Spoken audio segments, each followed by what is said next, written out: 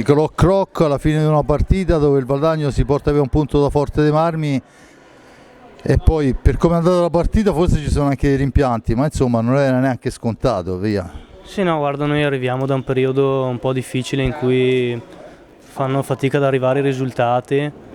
Ci siamo detti di venire qua con umiltà, ripartire.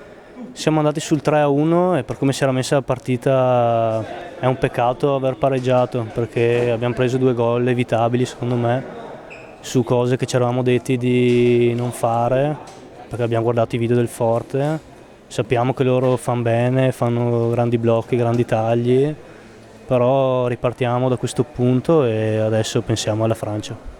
Un punto è indubbiamente, insomma, il muovere la classifica fa comunque sempre bene. Certo c'è stato un momento su quel 3-1 che sembrava che potesse svoltare e prendere il gol, diciamo, se non della serenità, quantomeno insomma allargare veramente. Sì, abbiamo avuto anche, secondo me, se ricordo bene, un paio di occasioni sul 3-1 per magari andare sul 4-1 e chiuderla.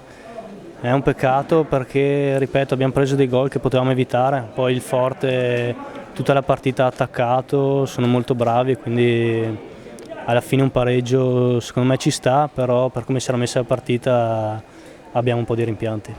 Diciamo che forse prima della gara un pareggio sarebbe andato bene, poi con l'andamento della gara insomma diventa difficile. Sì, è come col Grosseto, no? Prima della partita volevamo la vittoria a tutti i costi, poi per come si è messa un pareggio è andato bene, qua al contrario forse un pareggio sarebbe andato bene, dopo quando sei sul 3-1 e la partita finisce 3-3 è sempre un dispiacere.